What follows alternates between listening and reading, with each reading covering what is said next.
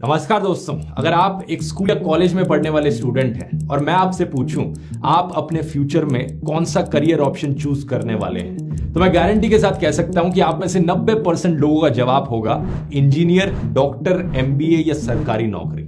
इन्हीं 4 ऑप्शंस में आप में से 90% लोगों की करियर चॉइसेस छुपी हैं। दूसरा ये भी मैं गारंटी के साथ कह सकता हूं कि आप में से कोई भी paleontologist, bee keeper, tea tester, meteorologist, art therapist, audio engineer, ethical hacker, ornithologist नहीं बनना चाहता। 3 इडियट्स देश की ऑल टाइम ब्लॉकबस्टर फिल्मों में से है। लोगों को बहुत पसंद आई ये फिल्म। बार बार इस फिल्म में मैसेज दिया जाता है कि अपने पैशन के पीछे भागो।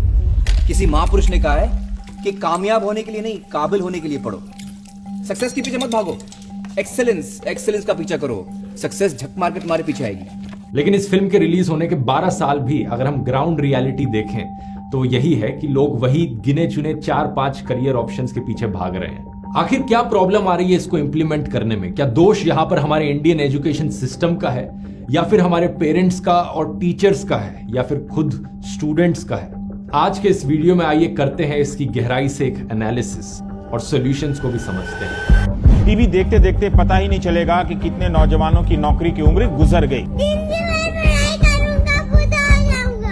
अरे फ्यूचर से इतना डरेगा तो क्या खाक जिएगा। These are India's young people who are supposed to fuel the country's economy. मेरा नाम मोहित कुमार है। मैं बठिंडा में रेलवे स्टेशन में कुली का काम कर रहा हूँ। मैं बीटेक की हुई है मैंने। सरकारी नौकरी प्राप्त करना मुश्किल है। स्कूल के बाहर जब जिंदगी इम्तिहान लेती है तो सब्जेक्ट वाइज नहीं लेती। जब हम बात इंडियन एजुकेशन सिस्टम की करते हैं, हम बात करते हैं स्कूल और कॉलेजेस में पढ़ाए जाने के तरीकों की, एग्जामिनेशन के सिस्टम्स की, सिलेबस की। लेकिन असलियत में दोस्तों ये प्रॉब्लम सिस्टम से कहीं ज्यादा बड़ी है। ये प्रॉब्लम है इकोसिस्टम की, पूरी इन्वायरमेंट की। एग्जाम्पल से समझाता हूं। साल 2021 में इंडियंस ने करीब 5 घंटे एवरेज प्रतिदिन बिताए मोबाइल फोन्स के स्क्रीन को देखते हुए।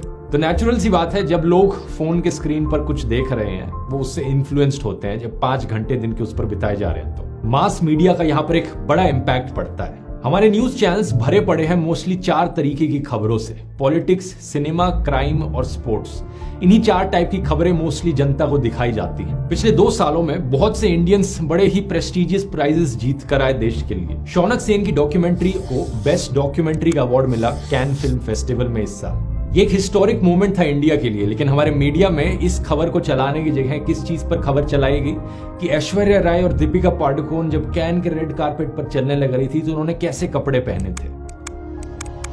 इसी साल गीतांजलि श्री को द प्रेस्टिजियस बुकर्स प्राइज मिला उनकी नॉवल रेत समाधि के लिए, जिसे इंग्लिश में ट्रांसलेट किया गया था डेजी रॉकवेल के द्वारा। बुकर्स प्राइज के पोडियम पे पहुंचने वाली ये पहली इंडियन लैंग्वेज की कोई नॉवल थी। लेकिन क्या आपने इस खबर के बारे में सुना? इसके अलावा इंडियन मैथमेटिशियन नीना गुप्ता 4थी इंडियन बनी रामानुजन प्राइज जीतने वाली पिछले साल। लेकिन क्या आपने कोई इंटरव्यूज देखे उनके किसी टीवी पर? साल 2018 में दानिश सिद्दीकी और अदनान अब्दीदी एक्चुअली में पहले इंडियंस बने पुलित्जर प्राइज जीतने वाले फोटोग्राफी के लिए।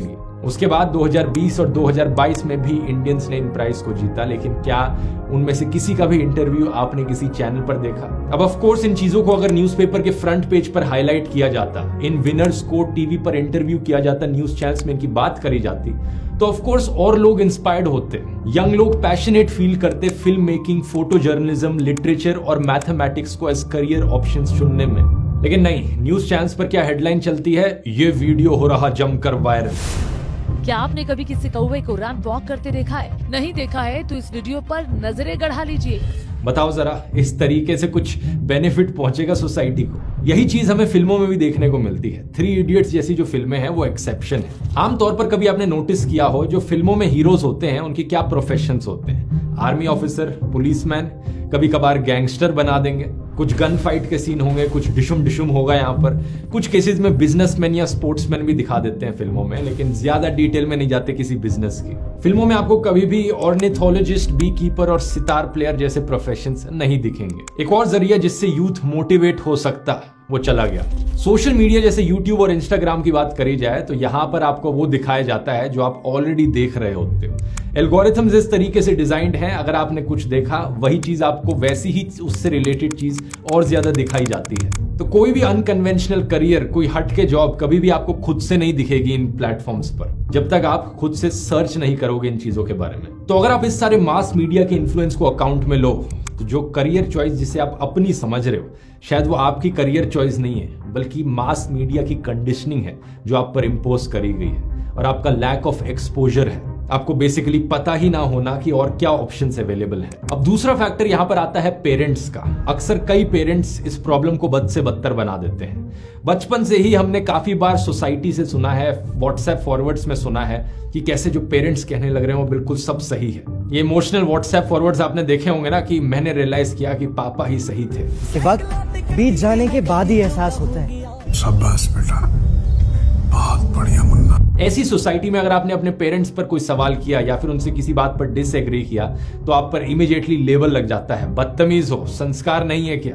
लेकिन जरा खुद ही सोचकर देखो, अगर हर बच्चे के पेरेंट्स यहाँ पर समझदार और बुद्धिमान होते तो पूरी दुनिया समझदार और बुद्धिमान लोगों से भरी होती। तो ऐसा तो नहीं हो सकता कि हर बच्चे के, हर स्टूडेंट के पेरेंट्स यहाँ पर समझदार और बुद्धिमान है। इसी रीजन से कई पेरेंट्स अपने आप को अथॉरिटी फिगर समझते हैं कि भाई जो मैं कह रहा हूं उसे सुनना पड़ेगा, वही सच है। ये पेरेंट्स अक्सर अपने बच्चों को पनिश करते हैं, उन्हें मारते पीटते हैं। छोटी मोटी चीजों को लेकर अगर बच्चे ने डिसओबे कर दिया तो उन्हें पनिश किया जाता है। ऐसे पेरेंट्स अक्सर मानते हैं कि स्ट्रिक्ट पेरेंटिंग होना बहुत जरूरी है, तभी बच्चे अच्छे बड़े होंगे, डिसिप्लिन्ड होंगे, वेल मैनेड होंगे, रिस्पॉन्सिबल और कॉन्फिडेंट एडल्ट्स बनेंगे। लेकिन एक्चुअली में ये चीज सच नहीं है। कई रिसर्च पेपर्स ने साबित किया है कि अथॉरिटेटिव पेरेंटिंग एक्चुअली में बच्चे के कॉन्फिडेंस और सेल्फ एस्टीम को कम कर देती है और उनकी डिसीजन मेकिंग एबिलिटी पर इससे एक बुरा असर पड़ता है। ये मेरा पर्सनल ओपिनियन नहीं है, बल्कि दुनिया भर की रिसर्च ने प्रूव किया है। तो ऐसे पेरेंट्स जब कहते हैं भाई हम तो अपने बच्चे को इंजीनियर ही बनाएंगे, हमने तो अपने बेटे से कह दिया है जितना टाइम लगे यूपीएससी निकालना है, हमने तो अपनी बेटी के लिए डॉक्टर ही सोच रखा है, ऐसी बातों को सुनकर एक ऑलरेडी अंडर कॉन्फिडेंट बच्चा जिसका सेल्फ एस्टीम ऑलरेडी गिरा हुआ है, वो कभी सवाल ही नहीं कर पाता। इसी रीजन से एक अनकन्वेंशनल करियर चुनना एक ऑप्शन ही नहीं होता, क्योंकि पेरेंट्स अनकन्वेंशनल करियर नहीं चाहते। इन पेरेंट्स के दिमाग में यही चलता है कि भाई हमारे जमाने में ऐसा होता था, वैसा होता था, तो हमें पता है कि सही करियर ऑप्शन क्या है, स्टेबल करियर चॉइस क्या है। ये भूल जाते हैं अपने आप को समय के साथ अपडेटेड रखना। और इसका नतीजा ये होता है कि इंडियन इकोनॉमी के लिबरलाइजेशन होने के 30 साल बाद भी आज के दिन सरकारी नौकरी टॉप डिमांड पर है। पिछले 8 सालों में करीब 22 करोड़ एप्लीकेशंस करी गई सरकारी नौकरियों के लिए हमारे देश में, लेकिन सिर्फ 7,22,000 सरकारी नौकरियां एक्चुअली में अवेलेबल थी। ये जो रेशियो है यहाँ पर, ये 1 in 300 है, यानी 300 लोग अप्लाई करने लग रहे हैं तो सिर्फ एक को नौकरी मिल पाएगी यहाँ पर। और यहाँ पर मैं सिर्फ सेंट्रल गवर्नमेंट जॉब्स की बात करने लग रहा हूँ। ये 22 करोड़ वाला फिगर जो है, यहाँ पर आप एक ऐसी रेस दौड़ने लग रहे हो जहां पर स्टार्टिंग लाइन पर 300 लोग खड़े हैं। इमेजिन करके देखो, 300 लोग दौड़ेंगे लेकिन सिर्फ फर्स्ट आने वाले को नौकरी मिलेगी, बाकी सेकंड जो आया, थर्ड जो आया, सब भूल जाओ, सबके सब रेस हार गए। बताओ ऐसी रेस क्यों दौड़ना चाहते हो? मैं तो जानता हूं कि अगर मैं ऐसी रेस में दौड़ा होता, मैं फर्स्ट नहीं आ सकता था, मुझे नौकरी नहीं मिलती। इसलिए मैंने डिसाइड किया कि मैं एक ऐसी रेस दौड़ूंगा जहां पर सिर्फ 3-4 बंदे खड़े हैं स्टार्टिंग लाइन पर। मैं बात कर रहा हूं, जब मैंने YouTube को एज अ करियर ऑप्शन चुना, तब बहुत कम लोग इसे as a career option seek out कर रहे थे और मैंने इस पर सीरियसली काम किया क्योंकि कम कंपटीशन था। अनकन्वेंशनल करियर्स का यही फायदा होता है कि कंपटीशन कम होता है। वो अलग बात है कि आज के दिन YouTube पर भी कंपटीशन बहुत बढ़ चुका है, लेकिन और बहुत से ऐसे करियर ऑप्शंस हैं जहां पर ना के बराबर कंपटीशन है। ऐसी रेस दौड़ोगे जहां पर आप इकलौते आदमी हो दौड़ने वाले, तो पक्का फर्स्ट आओगे। बताओ किसे नहीं मजा आएगा ऐसी रेस दौड़ने में। जब मैंने YouTube पर इस तरीके की वीडियोस बनाने शुरू किए, उस वक्त कोई भी इस तरीके की वीडियोस नहीं बना रहा था पूरे देश में, तो मैं अपनी रेस को अकेला दौड़ रहा था। यहाँ पर गारंटीड था कि मैं रेस जीतूंगा। हाँ, वो अलग बात है, ये नहीं पता था कि फिनिश लाइन कहां पर है। अनसर्टिनिटी बहुत होती है कि ये स्टेबल करियर हो पाएगा या नहीं हो पाएगा, रिस्क होता है। लेकिन पर्सनली मुझसे पूछो तो मैं ये रिस्क प्रेफर करूंगा वो 1 in 300 वाले रिस्क के कंपैरिजन में। अब पेरेंट्स को कन्विंस करना ऑब्वियसली एक बड़ा चैलेंज रहता है। अगर आप अपने पापा को जाकर कहोगे कि पापा मुझे पेलियंटोलॉजिस्ट बनना है, दूसरी तरफ से जवाब आएगा ये क्या होता है। आप कहोगे मुझे स्टैंड अप कॉमेडियन बनना है, कहेंगे ये भी कोई काम हुआ। इन्वायरमेंटलिस्ट बनना है, इसमें क्या स्कोप है। ग्राफिक डिजाइनर बनना है, स्टेबिलिटी नहीं है इसमें। इंटीरियर डिजाइनर बनना है, पहले सही से नौकरी ढूंढ ले, फिर हॉबी की तरह इसे करते रहना। वेडिंग प्लानर बनना है, हम लोगों में बिजनेस नहीं चलता। यहाँ पर एक्चुअली में पेरेंट्स को सुधरने की जरूरत है। अगर पेरेंट्स के पास एक्सपोजर और नॉलेज नहीं है किसी करियर ऑप्शन के बारे में, तो उन्हें अपनी नॉलेज बढ़ानी चाहिए। लेकिन वो उल्टा बच्चों को जवाब देते हैं कि तुम वो करोगे जो हम कहेंगे। ऐसे केस में आप जाकर अपने पेरेंट्स को वापस जवाब देकर कह सकते हो कि पापा नौकरी तो मुझे करनी है, तो काम मेरी पसंद का होना चाहिए, आप क्यों फैसला लेने लग रहे हो। सुनने में आर्ग्यूमेंट काफी लॉजिकल आर्ग्यूमेंट है, लेकिन ऐसे आर्ग्यूमेंट्स को हमारी सोसाइटी में बदतमीज माना जाता है। पप्पा जी बोल, पप्पा जी पप्पा। आगे नहीं, पीछू जी लगा, पीछू। और एक बच्चा जो स्ट्रिक्ट पेरेंटिंग और अथॉरिटी फिगर्स के अंडर बड़ा हुआ है, वो शायद से कभी करेज उठा ही ना पाए ये बोलने की, चाहे उसके दोस्त भी क्यों ना कहते हो do what you love, Steve jobs क्यों ना कहता हो वो करो जो तुम्हें पसंद है, 3 इडियट्स के कैरेक्टर्स क्यों ना कहते हो कि वो करो जो तुम्हें पसंद है, लेकिन दूसरी तरफ से जवाब आएगा पापा नहीं मारेंगे। अब अगर कुछ लोगों ने करेज दिखा दी अपने पेरेंट्स से बात करने की, उन्हें कन्विंस करने की, तो दूसरी तरफ से पेरेंट्स की तरफ से जवाब आएगा तो करो अपनी मर्जी, हमें बाद में मत बोलना। ये चीज सुनकर एक बच्चे के मन में क्या आएगा, बहुत सारा डाउट और फियर। वो एक नया रास्ता चुन रहा है और पेरेंट्स ने उसे धकेल दिया है कि चलो तुम्हें जाना है तो जाओ, लेकिन हम पीछे हट रहे हैं यहाँ से। इनडिसाइसिवनेस बढ़ेगी यहाँ पर सोचने वाली बात है कि ऐसी सिचुएशंस में डर क्यों लगता है। कई कॉग्निटिव बायसेस है जो यहाँ पर काम कर रहे हैं। पहला है कॉन्फर्मिटी बायस। एक एवरेज इंसान का दिमाग हमेशा कॉन्फर्मिटी में रहना चाहता है बाकी लोग जो कर रहे हैं उसके साथ। इस चीज को बेसिकली पीयर प्रेशर कहा जाता है। इसके पीछे एक एवोल्यूशनरी रीजन है, लेकिन इसका नतीजा ये होता है कि बेसिकली हम वही करना चाहते हैं जो हमारे आसपास के लोग कह रहे हैं और खुद से करने लग रहे हैं। खुद ही सोचकर देखो, क्या आप इंडियन स्टैटिस्टिकल इंस्टीट्यूट, इंडिया के one of the top premier institutes में पढ़ना चाहेंगे? वहां पर average package 20 lakh per annum का है, अच्छी नौकरी मिलती है। लेकिन नहीं, IIT करेंगे आप। क्यों? क्योंकि हर कोई IIT करना चाह रहा है। हम वही करना चाहते हैं जो बाकी सब लोग कर रहे हैं। आजकल फैलाना करियर का बूम हो रहा है, आजकल ये बड़ी इन चल रही है चीज, ये ट्रेंडिंग है, ये हॉट करियर है। हमारे दोस्त ने अपनी बेटी का IIT कोचिंग में एडमिशन कराया है, हम भी कर लेते हैं। मेरे मामा के लड़के ने डेंटल का कोर्स किया है, मैं भी डेंटल का कोर्स कर लेता हूँ। ऐसी भेड़ चाल वाली सोच का एक्चुअली में एवोल्यूशनरी एक एडवांटेज होता था। आज से कई हजारों साल पहले जब इंसान जंगलों में रहते थे, ट्राइब्स में रहते थे, और अपने ट्राइबल लोगों को आप कुछ करते हुए देखते कि वो लोग अपने घर के बाहर पत्थरों से बाउंड्री बना रहे हैं ताकि कोई शेर आकर उन्हें ना खा जाए, तो आपके लिए फायदेमंद होता उन्हें कॉपी करना और अपने घर के बाहर भी पत्थरों की एक दीवार बना लेना। लेकिन आज के जमाने में ये चीज फायदेमंद नहीं है कॉपी करने वाली। इसके अलावा एक और बायस होता है एम्बिग्युइटी इफेक्ट। अगर आपको 2 ऑप्शन दिए जाए चुनने के लिए, एक ऑप्शन में प्रोबेबिलिटी आपको पता है क्या है, दूसरे ऑप्शन में प्रोबेबिलिटी आपको नहीं पता क्या है। फॉर एग्जाम्पल, पहला ऑप्शन है सरकारी नौकरी करना, जहां पे आपको पता है सक्सेस की प्रोबेबिलिटी 1 आउट ऑफ 300 है, और दूसरा ऑप्शन है ग्राफिक डिजाइनर बनना, जहां पे आपको प्रोबेबिलिटी ऑफ सक्सेस नहीं पता क्या है। रिसर्च ने दिखाया है कि इंसान ज्यादातर उस ऑप्शन को चुनना प्रेफर करते हैं जहां पर उन्हें पता हो कि क्या प्रोबेबिलिटी है। हमारा दिमाग प्रेफर करता है कि एक एस्टिमेट्स और गेसेस ना लगाने पड़े, जो एम्बिगुअस चॉइस है वो हम ना चुने। हम ऐसा ऑप्शन चुने जिससे हम ज्यादा फेमिलियर हों, जिसे ज्यादा सुन रहे हो, जिसकी ज्यादा बात करी जा रही हो, और जिसका सक्सेस रेट हमें पता हो। यही कारण है कि एरे गहरे इंजीनियरिंग कॉलेजेस आपको देश के कोने कोने में मिल जाएंगे, सोनीपत से लेकर मेरठ से लेकर जोधपुर तक। ये कॉलेजेस कोई प्लेसमेंट नहीं प्रॉमिस करते, इनका सैलरी पैकेज भी बहुत कम होता है, लेकिन फिर भी लोग इनमें जाना प्रेफर करते हैं क्योंकि भाई दिख रहे हैं। सेम चीज कही जा सकती है सरकारी नौकरियों के एग्जाम्स को लेकर भी। 2019 की एक रिपोर्ट के अकॉर्डिंग 20 लाख कैंडिडेट्स ने 10,000 SSC MTS जॉब्स के लिए अप्लाई किया।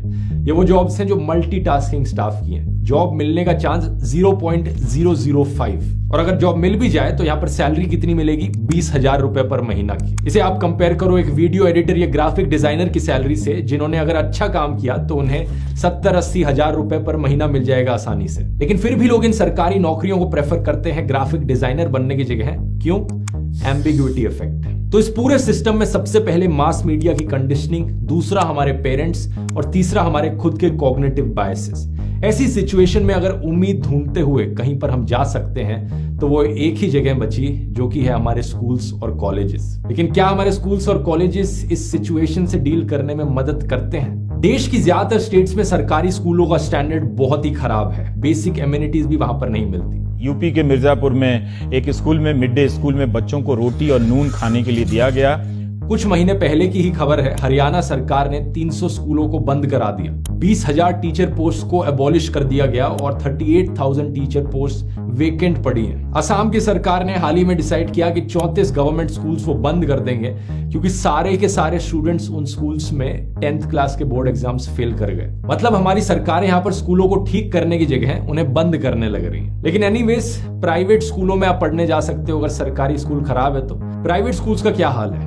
ज्यादातर जगहों में दोस्तों आज के दिन भी ये रिस्पेक्टिंग द अथॉरिटी की कहानी स्कूलों में भी चलती है, जहां पर टीचर को अथॉरिटी फिगर माना जाता है। घर पे पेरेंट्स हमारे अथॉरिटी फिगर, स्कूल में टीचर्स अथॉरिटी फिगर। जो टीचर कह रहा है वो बिल्कुल सही है। बच्चों को सीधे लाइन में खड़ा होना पड़ेगा, सेम तरीके की यूनिफॉर्म पहननी पड़ेगी, बिल्कुल भी हल्ला मत मचाना। लड़कों के बाल हमेशा कटे होने चाहिए, लड़कियों के अगर लंबे बाल हैं तो उन्हें पोनी टेल्स में बांध के रखना चाहिए। आपको टीचर्स को हमेशा इंप्रेस करना पड़ेगा, आपको क्लास मॉनिटर बनना चाहिए। आप टीचर के चमचे बनकर क्लास मॉनिटर बन सकते हो, अपने क्लासमेट्स को बिहेवियर सिखाओ, और ये सब नहीं होगा तो पनिशमेंट मिलेगी। एक बड़ा इंटरेस्टिंग डायलॉग है फेमस कराटे किड फिल्म में, जिसमें कहते हैं कि कहीं पर भी कभी कोई खराब स्टूडेंट्स नहीं होते, सिर्फ खराब टीचर्स होते हैं। No such thing, bad student, only bad teacher. लेकिन ज्यादातर टीचर्स हमारे देश की क्या इस चीज को रियलाइज करते हैं? Teacher enter, no notice, full insulting, you mother fathers manners this. Students को पनिश किया जाता है होमवर्क ना करने के लिए, शोर मचाने के लिए, स्कूल में लेट आने के लिए, स्कूल बेल्ट ना पहनने के लिए। मुझे तो ये स्कूल से ही छुटकारा चाहिए 1 महीने, है ना? कई जगहों पर फिजिकल पनिशमेंट भी देखने को मिलती है। हालांकि हमारे देश में इलीगल है, लेकिन बहुत जगह पर अभी भी ये कंटिन्यू हो रही है। कई न्यूज रिपोर्ट्स और सर्वेज ने इस चीज को रिवील किया है। फिजिकली मारना नहीं तो टीचर्स अक्सर मेंटली ह्यूमिलिएट करते हैं स्टूडेंट्स को। पूरी क्लास के सामने खड़ा कर कर उनका मजाक उड़ाया जाता है। मैं स्कूल में से एक बार टोपी पहन के गया था, मेरे को टीचर ने इतना जलील किया, मेरी आत्मा को टोपी से नफरत हो गई। बहुत शैतान है, इसका दिमाग नहीं चलता, पता नहीं क्या करेगा ये बड़ा होकर। हम तो तंग आ चुके हैं। तो घर के अंदर स्ट्रिक्ट पेरेंटिंग से जो हमारा सेल्फ एस्टीम नीचे गिरता है, स्कूल के अंदर टीचर्स उसे और भी बचे कुचे सेल्फ एस्टीम को खत्म कर देते हैं। ऐसे इन्वायरमेंट में बड़ा हुआ एक स्टूडेंट हमेशा औरों की तरफ देखता है कमांड्स फॉलो करने के लिए, खुद से डिसीजंस नहीं ले सकता, खुद के डिसीजंस में हमेशा सेल्फ डाउट होता है। लेकिन एक दफा के लिए अगर हम मान ले यहाँ पर पेरेंट्स सपोर्टिव हैं, टीचर्स भी सपोर्टिव हैं, तो नेक्स्ट प्रॉब्लम आती है यहाँ पर स्कूल के करिकुलम की। स्कूल के करिकुलम में सबसे बड़ी प्रॉब्लम एक्चुअली में है कि अलग अलग करियर ऑप्शंस को ढंग से समझाया नहीं जाता, उनका एक्सपोजर नहीं दिया जाता। फॉर एग्जाम्पल, आपको कितनी स्कूल टेक्स्ट बुक्स या स्कूल असाइनमेंट्स में सुनने को मिला है journalism, video game designer, video game tester, actuary, anthropologist, logo designer, professional social worker या इवेंट मैनेजमेंट जैसे करियर्स के बारे में। एक जियोलॉजिस्ट जैसा करियर ही लेकर देख लीजिए। हमारे स्कूल में सब्जेक्ट पढ़ाया जाता है जियोग्राफी का। जियोग्राफी में चैप्टर्स होते हैं जहां पर हमें जियोलॉजी पढ़ाई जाती है कि धरती का कॉम्पोजिशन कैसा है, वोल्केनोज हैं, ये सारी चीजें पढ़ाई जाती हैं। लेकिन कभी भी आपके दिमाग में एक ख्याल आया कि मैं एक जियोलॉजिस्ट बन सकता हूं, या फिर पेलियंटोलॉजिस्ट बन सकता हूं, या आर्कियोलॉजिस्ट बन सकता हूं? मैथ्स की किताबों में हमें चैप्टर्स देखने को मिलते हैं data, graphs, histograms, pie chart, standard deviation, median जैसी चीजों के ऊपर। लेकिन कभी भी आपके दिमाग में आया कि मैं बड़ा होकर स्टैटिस्टिशियन बन सकता हूं? हमें स्कूल में एक सब्जेक्ट सिखाया जाता है बायोलॉजी, लेकिन कभी आपने सोचकर देखा कि मैं बड़ा होकर बोटैनिस्ट, हॉर्टिकल्चरलिस्ट, इन्वायरमेंटलिस्ट, जूलॉजिस्ट या एनाटॉमिस्ट बन सकता हूं? शायद नहीं, क्योंकि टीचर्स जो सिखाते हैं उसे बाहर की दुनिया से रिलेट करना भूल जाते हैं। स्कूल की किताबों में एक्चुअली में करियर्स के साथ कनेक्शन बनाना कहीं ना कहीं मिसिंग है। शायद से स्कूल्स क्रिएटिविटी इंस्पायर नहीं करते। एक फेमस डायलॉग याद आता है अ ब्यूटीफुल माइंड फिल्म का। Classes will dull your mind, destroy the potential for authentic creativity. अब यहाँ पर एम्प्लॉयमेंट का मतलब सिर्फ जॉब्स नहीं होता, एंटरप्रेन्योरशिप भी होता है। लेकिन स्कूल्स में कितना सिखाया जाता है एंटरप्रेन्योरशिप के ऊपर? इसके सिर्फ इक्का दुक्का एग्जांपल्स आपको मिलेंगे। हाल ही में दिल्ली के स्कूल्स में एंटरप्रेन्योरशिप माइंडसेट करिकुलम स्टार्ट किया गया था, लेकिन जनरली बाकी देश में ये सब नहीं किया जाता है। ऐसी चीजों को वैसे दुनिया भर में आज के दिन डिस्कस किया जाने लग रहा है। ये प्रॉब्लम सिर्फ इंडिया स्पेसिफिक नहीं है। एक फेमस टेड टॉक थी केन रॉबिन्सन के द्वारा, do schools kill creativity? Now, I don't mean to say that being wrong is the same thing as being creative. What we do know is, if you're not prepared to be wrong, you will never come up with anything original. If you're not prepared to be wrong. And by the time they get to be adults, most kids have lost that capacity. They have become frightened of being wrong. And we run our companies this, by the way. We stigmatize mistakes. And we're now running national education systems where mistakes are the worst thing you can make. And The result is that we are educating people out of their creative capacities. Picasso once said this. He said that all children are born artists.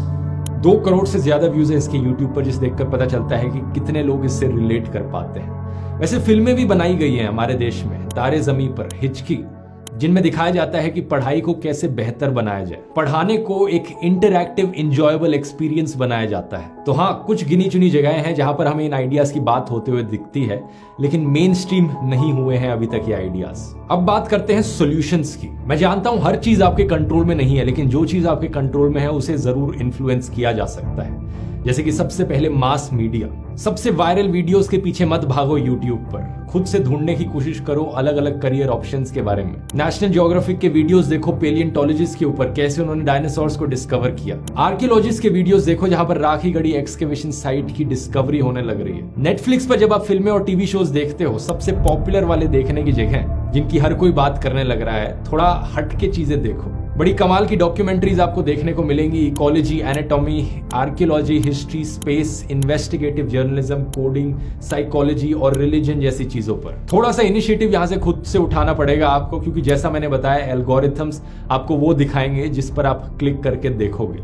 मैं अपनी तरफ से पूरी कोशिश करता हूं जब आपको वीडियोस दिखाए जाएं यूट्यूब पर तो हर तरीके की ज्यादा से ज्यादा नॉलेज और इन्फॉर्मेशन उनमें इंक्लूड करी जाए। दूसरा, यहाँ पर पेरेंट्स को सुधरना पड़ेगा। पेरेंट्स को समझना पड़ेगा कि बच्चों के साथ स्ट्रिक्ट तरीके से बिहेव करने से एक नेगेटिव इंपैक्ट पड़ता है बच्चों की ग्रोथ पर। उन्हें खुद से इनिशिएटिव उठाने पड़ेंगे, अलग अलग करियर्स के बारे में एक्सपोजर गेन करें वो खुद, और खुद से नॉलेज गेन करें। ये सिर्फ बच्चों की रिस्पॉन्सिबिलिटी नहीं है, पेरेंट्स भी ये करने की ट्राई करें ताकि उनका पुराना माइंडसेट चेंज हो सके। तीसरा रोल आता है यहाँ पर टीचर्स और स्कूल्स का। सेम चीज उन्हें भी समझनी पड़ेगी और स्कूल्स को ट्राई करना पड़ेगा कि कैसे वो क्रिएटिविटी को और स्टिमुलेट कर सके, कैसे करियर काउंसलिंग को स्कूलिंग का एक हिस्सा बनाया जा सके। प्राइवेट और सरकारी स्कूल्स यहाँ पर खुद से भी इनिशिएटिव उठा सकते हैं। अगर करिकुलम यहाँ पर बदल नहीं रहा है तो वो खुद से अपने स्कूल के लिए करियर काउंसलर अपॉइंट कर सकते हैं। कुछ स्कूल्स ये ऑलरेडी करने लग रहे हैं, जो कि बहुत अच्छी चीज है। अगर ये नहीं करना तो कम से कम एक 3 दिन की करियर काउंसलिंग वर्कशॉप करी जा सकती है 10th क्लास के बच्चों के लिए, जहां पर एक गेस्ट स्पीकर आए और स्टूडेंट्स को अलग अलग करियर्स के बारे में बताए। यहाँ पर बदलाव लाना बहुत जरूरी है। ये सिर्फ बच्चों की खुद की जिंदगी का सवाल नहीं है, सिर्फ उनके करियर और उनकी सैलरी का सवाल नहीं है, बल्कि देश की डेवलपमेंट का भी सवाल है।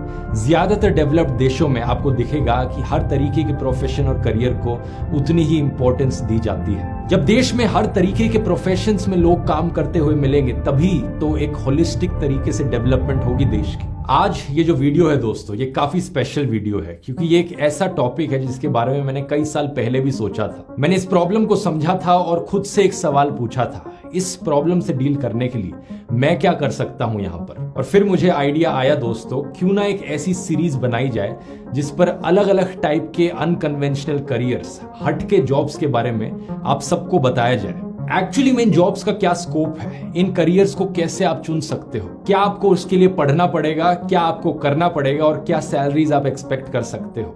ये कुछ ऐसी चीजें हैं जिसके बारे में कोई नहीं बताता, लेकिन जो लोग ये अनकन्वेंशनल जॉब्स करने लग रहे हैं वही इसके बारे में सबसे ज्यादा जानते हैं। तो मैंने सोचा क्यों ना एक ऐसी सीरीज बनाई जाए, ऐसे लोगों से बात करके, उनसे सीख लेकर और आपको ये नॉलेज देकर। इस सीरीज पर दोस्तों मैं काफी समय से काम करने लग रहा हूं और ये बनाई मैंने डॉयचे वेले हिंदी के साथ कोलैबोरेट करके। तो अब आपको उसकी एक झलक दिखाना चाहता हूं, एक टीजर इंट्रोड्यूसिंग जॉब्स जरा हटके।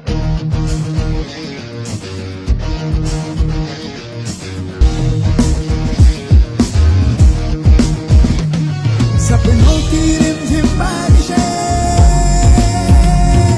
होंगी पूरी सब ख्वाहिशें, चुन लो अनजाने रास्ते इस जिंदगी के वास्ते। रहो डट के जरा जरा हटके, जरा डट के जरा हटके, रहो डट के जरा जरा हटके, जरा डट के जरा हटके।